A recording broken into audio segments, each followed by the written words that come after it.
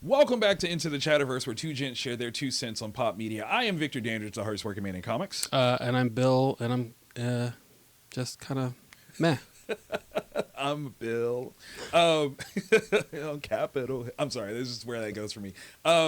Dude, it's been a minute. I've been gone. I've been out of town for a while. I did MegaCon, which ended up being like almost a week and a half venture for me, which was insane. Definitely one that I would recommend for you to go to, especially having an experience with San Diego. I would love to see how MegaCon rates to you. So we'll look at that for 2026. I think we'll see where I am with that one. I had to double check that 2026, like, because I'm still in 24 mode. Yeah, same. If I didn't have to write 2025 as often as I have so far this year, I definitely would have been 24. Yeah. But it's crazy. Like, so MegaCon was my third convention of the year. I literally leave again on Thursday to go to Vancouver. I have racked up almost 10,000 miles traveling so far. Like, it is insane that this year has been that busy. I totally thought it was going to be less, and I was wrong. How long is it going to take you to get to Vancouver? I think it's like 5 hours. That's not that bad. Yeah, no, it's not that bad. I think I have like a small layover in Chicago. Like, at least it's on the way, so it's not terrible. But it is what it is. But the thing that I want to talk to you about, and I am so saddened that I didn't get to see this movie with you because I was out of town, is Captain America: Brave New World. You got to see, what was it, a press screening? Is that where you saw it? Yeah, it was a press screening, yeah. What was the vibe like when you saw it? Was it a crowded theater? So it was a 400-seat auditorium, Right. and there were about 32 people. Okay, all right. All members of the press, though? And plus one. Plus one, Yeah. okay. Could you tell from like your experience that these were strictly people watching it for work, or were there like fans of the MCU here? I think it's a mix. Okay. I think a lot of them, I think a lot of them enjoy the Marvel movies, Yeah. but they clearly have a job to do, and then the people that came with them were there was one reviewer that came in with a Captain America T-shirt on. Okay, all right. It's one of those things where after watching the movie myself, there are a lot of things that I feel like you have to be a comic fan to truly pick up on all of the notes, as well as you have to have been a long form MCU fan to pick up all the notes as well. Like, obviously the inclusion of spoilers, people, if you haven't watched the movie, Cerberus Society. That's a comic fan. I don't think that's a spoiler. I think that was. I mean, yes, but I'm just trying, just in case we get into true spoiler territory. Oh, there's going to be one for sure, because I'm just going to go ahead and say it. Sebastian Stan's a liar. But also he's doing his job. Yeah, well, then exactly, because that's what an actor's job is. That's right. To be something that they aren't. It's a lie. But I was actually happy to see that he was in it. I agree. But I had in no way, shape, or form believe that he was running for anything the way he looked. Oh, it was too well. I mean, especially when they have it in the, they do have it as a point of dialogue in the movie. Get rid of the mustache if you want to win. Yeah, and here's a guy who's scruff. like hadn't shaved in like a week or something he like just that. rolled out of bed and was like, I guess I'll go for Congress. Yeah. Yeah, So my problems with this movie right off the bat is that it's a sequel to The Incredible Hulk. Okay. Which I also don't mind that much. Yes. But it's a sequel to The Incredible Hulk. It absolutely is. Without the Hulk being in it. That is okay. I'm so glad that you brought that up. Okay. I think that would have been the perfect way to reframe what multiverse saga means. Right now, as we have looked at it, multiverse is meant multidimensional, right? But what if we flip it around and make it a little bit more insular, where for this one, we have characters that interact that normally would not interact. That's really what the multiverse is all about, is having characters interact in a way that they normally wouldn't. So you have Hulk-based characters interacting with Captain America. That is not the norm. That is not what we normally have. That would have been phenomenal to me as a basis for what this movie could have been. Because with this movie, I think is the first time that we actively have a chance to turn the ship around, like truly turn things around. I think the multiverse saga has been a bit of a mess, and I think that's collective. I think we all agree it has been a bit of a mess. I think that's being kind. I am trying to be kind. I think it's been like the worst type of train wreck. You're not wrong. I mean, like let's be honest. Like you're not wrong. Yeah, And because this- what I had in my mind, Yeah. this is not anywhere near. What did it you is. have in mind? Just that we would get like snippets of other Earths. Yeah. And that maybe the cohesive would be just one Kang. Okay. I can see that. I can definitely see I would that. prefer that over the how many? Multitude of Yeah, the that was councils. a Quantumania. Yeah. Was at the end That of? was at the end of Quantumania where we saw the Council of Kangs. Yeah, and it was just that. It was a lot. Yeah, especially since he's what 4 different characters. Yes. Now. Yes. So I mean, there was no need Right. for 5 characters. We got Victor Timely, He Who Remains, Kang, Ramatut, and Immortus. I just kind of felt that He Who Remains is Kang. Okay. All right. I think that was just a different variant. Just of very, Kang. okay. I got you. I agree that, especially with the consideration of the removal or question mark reinstitution of Kang being a figure, that's one of the things that I thought would have been most important about this particular movie was reestablishing a base, right? Yeah. Now, there are some things that I thought were cool. Across the board, I thought I actually enjoyed the actor that played Torres. I thought he was fun. He brought a youthful energy that I enjoyed. I think he had more fun in this than Anthony Mackie did as Cap. Which, I mean, sometimes when you're the second note guy, that's the way that plays. I think he captured the same energy that Anthony Mackie had in Winter Soldier. Well, I think the biggest problem with that is that now he's Captain America, Right. So he's got so there was some joking going on, Right. But he's got to. It's on his shoulders now. Yeah. Like he's got to have a seriousness to it. And I think that also plays into what, in my head, is a better version of this particular movie. And first I say that knowing that there have been a multitude of versions of this movie. You pointed out off camera that this is one of the last projects of the Bob Chapek era. Yes. Where, when you say that, what do you mean exactly? That there was a mandate from Bob Chapek to get as much content out as possible, so Right. they could have it for Disney Plus. Right. So clearly there's the connection of Falcon and the Winter Soldier, which becomes Captain America and the Winter Soldier, to this movie. Yes. And that's a direct through line. Do you feel like they carried that over well with this movie? I've seen a lot of people say that they felt like it was an episode of Like an Captain extended America edition. and Winter Yeah. Soldier, and I don't disagree with that. I can see that. But I mostly think that it was a decent sequel to character. Incredible Hulk. Yeah. Obviously, making the leader and all of the talking points of the leader, Thaddeus Ross and Betty Ross and all those things, Yeah. like definitely makes it a huge, huge movie in favor of the Incredible Hulk movie. Where would you have liked a reference to Bruce Banner Hulk and or Jennifer Walters? I don't know that I would want a Jennifer Walters. Okay. Actually, I would want that in Daredevil. You would want that in Daredevil? I definitely Okay. want that in Daredevil. All right. I think they could have put Bruce Banner, the Anywhere. Hulk, anywhere in. Okay. I personally wanted Jennifer at the end. Like Be a true- lawyer. Yeah. Okay. Yeah. And that's fair. Yeah. I as the first post-cut scene that we didn't get. Wait, what? What's that one? What No, we just. Oh, just as We, yeah, the only thing that we yes. got was at the end. was a true end Yeah, credits. Yes. right. Have her be the person Yeah. that is negotiating the terms for Ross. Yeah. That would have been such a cute little like, oh, nice. Yeah. It's an integration into the greater MCU, the whole thing. Okay, I'm just going to jump right into it. Story-wise, I had so many problems with it. It was interesting to see. Standout characters, like I said, Joaquin Torres as Falcon. I actually loved Giancarlo Esposito as Sidewinder. Every time he showed up, it was dynamic and fun. And I feel like he was underutilized, like tremendously underutilized. I felt like he was just thrown in there. Yes. And I didn't hate it. I was just kind of like, it's whatever. Sure. But I think that was my problem because I'm not the biggest Captain America comic book fan, but like some of my earliest like Captain America books that were ever in my collection had the Serpent Society in it. So they kind of matter to me Yeah. in a very nostalgic sort of way.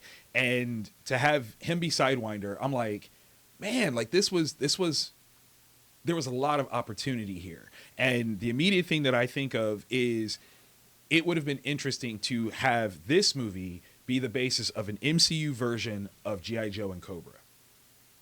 That's what I would have wanted this to be. Yeah, that's fair. Where I'm just going to come out and say it.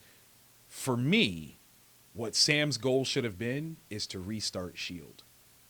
That would have been my key aspect of this story, is that Sam wants to restart S.H.I.E.L.D. Now, maybe we have him have a conversation with Ross and he's like, I want to bring back the Avengers. And Sam is like, we needed S.H.I.E.L.D. in order to put the Avengers together.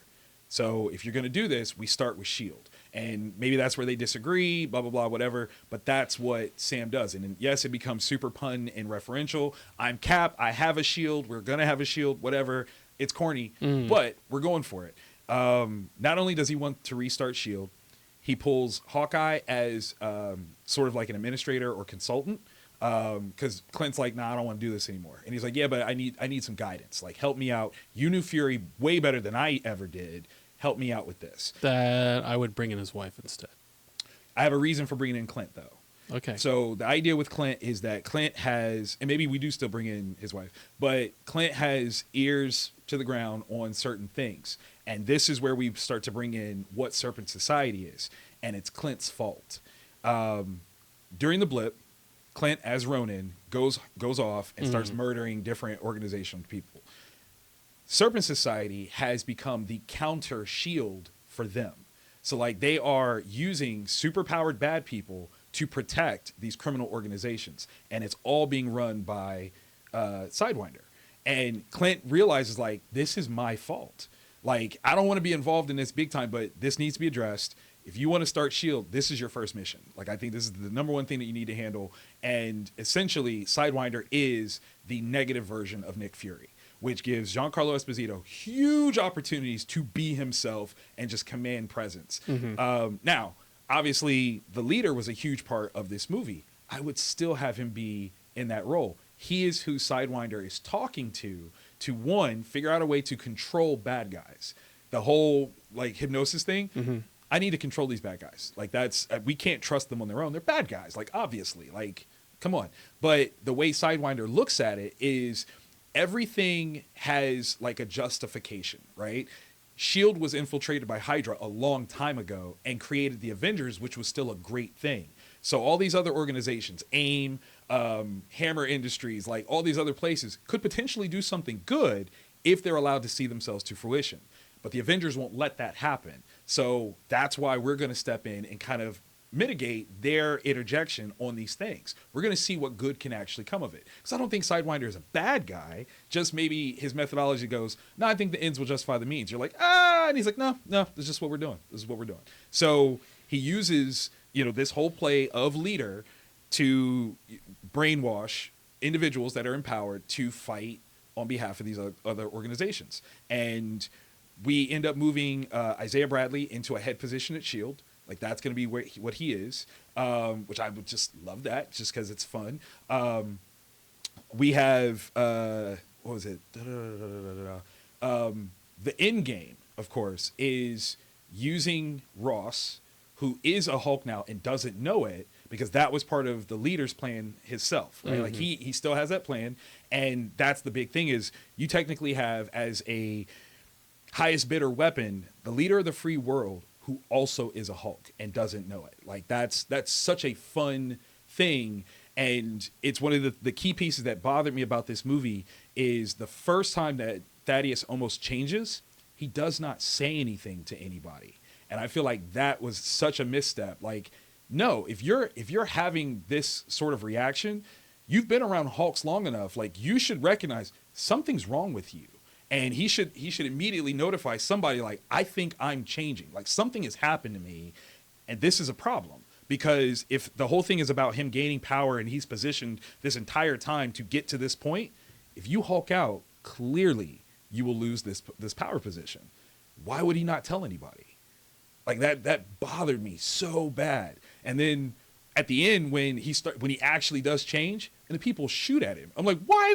He's still the president, y'all. Y'all saw him change. Like that's not like something happened to him and now you're shooting at him. Like that's weird. But if it's under the auspice that he is under the control of someone else, yes, now that gives you more of a rationale. Like the way this movie played out, he just changed. There was nothing to say that the leader was actually in control of him or anything. Like he just changed. All of a sudden people were like, oh, he's a Hulk, shoot him. Guys, we've had Hulks for like 10 years. Y'all should know better than that. Yeah, well, he was out of control. And not at first. And he's nonverbal outside. I mean, he was of, not. He didn't even say Hulk smash. No, he didn't. I mean, he did not. he went on the offensive right away. He did. So that's a plot point that I don't have a problem with. See, for me, it's I get getting people out of there. I would not engage him. But here's what I would say about him becoming a Hulk, or fearing that he's going to become a Hulk. How many times have you seen a zombie movie or a vampire movie They don't tell where someone got bit and they're like, I don't want to say anything I don't anymore. want to say nothing. I hate those people, by the way. I hate them. Yeah, but it happens. It does. It happens all the time. It does. But that's my thing, though, is like, again, taking into consideration the tropes of he has used Stearns to gain a position of power. Yeah. If something happens to him that he's like, I can, like when he slammed his hand on the table and he broke the table, I'll let that one slide. But the moment he grabbed a pipe and started to crush it, that's when I'm like, he should be like, something's wrong. Like I need y'all to put me in a containment capacity right now. Like all the things I've ever built to stop the Hulk, I need y'all to give me one right now because I think he did something to me. And now you get this whole thing of, well, maybe, sir, maybe not. And he's like, no, I think there's something wrong. And don't let me lose control. I also think at the end of the day, where Ross will end up doing the right thing, he's still an egomaniac. He is. So, and I think that plays right into it. I mean, I'm not trying to pick apart what you're saying because for the most part, it's an interesting concept. My biggest problem with anyone restarting S.H.I.E.L.D. would be what's going to stop it from happening all over again. Absolutely. Absolutely. And I think that becomes part of the joy of watching this play out, because that's one of the things that happens in comics is that cycle that always happens. What is it that stops it, right? So let's say theoretically Hydra doesn't actually exist anymore. What else do we have now? And is there a means or machinations that they say we've learned some stuff that we should control this or we should control that or we should try to be mindful of this?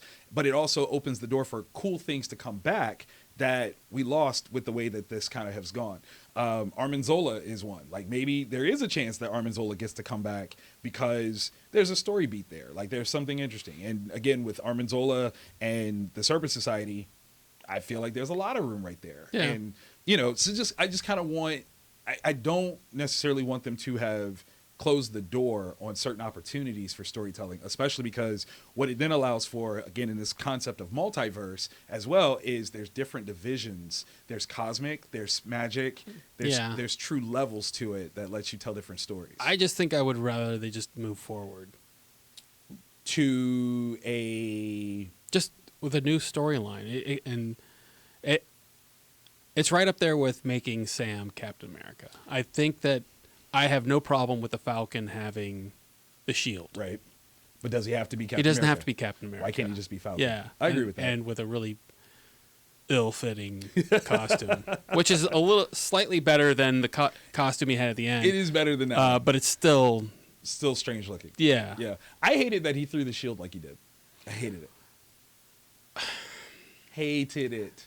I only accepted it because they allowed him to take an afternoon to figure out how to do it. I mean, that was in the show. It was. And I was like, for real? Okay. Yeah. But I loved all the stuff he did with with his wings. That's what I thought was best. I'm gonna stick with he should just been the Falcon. Yeah. That's all there is to it. No, I can totally agree with that. But yeah, that's kind of what I really wanted, was for this to be a little bit more grounded. I felt like the inclusion of Tiamat was okay. It was a check mark. I guess we did talk about this. But the biggest thing for me was I feel like this movie should have better roped in the Disney Plus shows for bringing them up into the movie level. And then that brings up my problem with all that, because then you have to watch the Disney Plus shows in order to understand what's going on. They did build it that way. I'm just, right, and I still have a problem with it. Yeah. But I'm just saying, like, use it. You know what I'm saying? Like, if there's this idea of rebuilding Shield, right?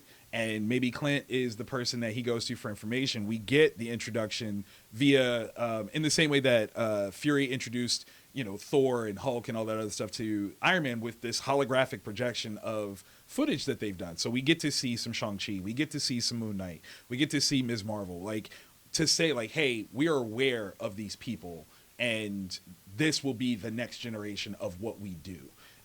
That's kind of like my whole big point is, this is your opportunity to reboot without rebooting. You get to restart the framework of how this worked before without having to be like, and we're starting all over, guys. Look at this. I think it's going to be Secret Wars, isn't it? Yes. But I'm afraid of that. I'm literally afraid of how they're going to do it. Well, I think they got the right people involved now. So fingers crossed. Yeah, they made 4 good movies. They made 4 fun movies. How's that? Fun movies. Yeah. Fun. Well, Captain America: Winter Soldier is probably my favorite MCU. Top 3. And if it's not in your top 3, I'm more curious as to what your top 3 is. True. And even Civil War was pretty good. Mm-hmm. And while Endgame may not be the best movie in the world, it was fun. It was definitely fun. Or I liked Infinity War. I liked the way it ended. I liked Infinity War better than Endgame. So yeah, I definitely agree with that. Hopefully, they can bring back that magic, because that's the other thing that I'm afraid of is, it's one thing when you're trying to achieve something, it's something else when you're trying to achieve it again, and that's always a yoke that you have to struggle with. Yeah. And there's too many times you can go back to the well. I don't know that I would have. Ooh, I'm gonna ask this question. In terms of bringing back folks that did something successful, if they brought back Joss Whedon, how would you feel? Why? Avengers 1 was very successful for what it was, right? Yeah. So if they were doing this whole, let's look back over how did we build this, and we bring back Joss, would it give you the same confidence that bringing back the Russo brothers would? No, because Age of Ultron was a disaster. It was. And none of the 4 Russo brothers movies were disasters. No. You may not have enjoyed the story on Endgame, but still, it was fun. Yeah, I mean, you talk that last hour. Has some of the most fan served moments. Yeah, I still watch like audience reactions to. So that's a good point. I think as far as Captain America goes, mm-hmm. I would have liked to see it actually be with Bucky, because those two work together really well. And I'll be honest with you, this is the first time I've really enjoyed Anthony Mackie. Really? It's not that I didn't like him before. Yeah. It's like I really enjoyed the way he portrayed himself. Mm-hmm. And Harrison Ford was great. Yes, he was. I just don't know that anybody else. I mean, I like people individually. I think that's my issue with this movie is I liked people individually, not as a whole movie. Yeah, and well, I mean, there were 3 groups of people that wrote this, and it was like, we're going to take this part of it, but not that part. That part, Frankenstein that part. Yeah. It's an interesting examination as to how movies can be made today. Yeah. Whether or not they should be made like that. But I definitely think that there was an opportunity for a greater context to the MCU that I hope we still have a path towards. I just don't know. Like I said, this is the end of the Chapek era, mm-hmm. and everything going forward is, Bob Iger giving Kevin Feige back all of his power. Is Thunderbolts the first of that? I would actually say that I think that Deadpool was. Really? Okay. All right. Because I don't think that they got Deadpool really running until Feige got more. Yeah. Okay. And part of the problem with Captain America was so much of it was already in production by the time Iger came on. which is one of the reasons why it took so long for it to come out. True. Because was it a year late? What? I think it's even longer than that. I think Gotcha. I think it's probably like 2 or 3 years late. To be honest with you, That's wild. It's still better than Blade. Stab. I mean, true. We got nothing on I was gonna say, Blade. do we have a director yet? Again? No, I think we're closer to an X-Men movie than we are Blade, and we're not anywhere near an X-Men movie. That hurts. It's true. All right. Well, we definitely want to hear your thoughts on, Captain America: Brave New World. Did you find it brave? Did you find it new? Did you find it world? I'm curious. Put your comments down below, and we will definitely respond to you. I got to go back and see what it was that I said as a bet for if something happened. I can't remember what it was that I said I would give a T-shirt or a hoodie for. So I got to go back and figure out what episode that was. I'll be honest with you. Yeah. People come to me and say, "Hey, remember when you said this?" I'm like, "Nope, have no clue." No, I don't remember that. Is it there? Okay, cool. So if you remember that, definitely let me know. And did Brave New World actually do it? We'll go back and we'll check the archives ourselves, and hopefully I'll be able to respond with that next episode. Once again, I'm Victor Dandridge, the hardest working man in comics. And I'm Bill, and the special effects on this program were much better than the last fight scene in Brave New World.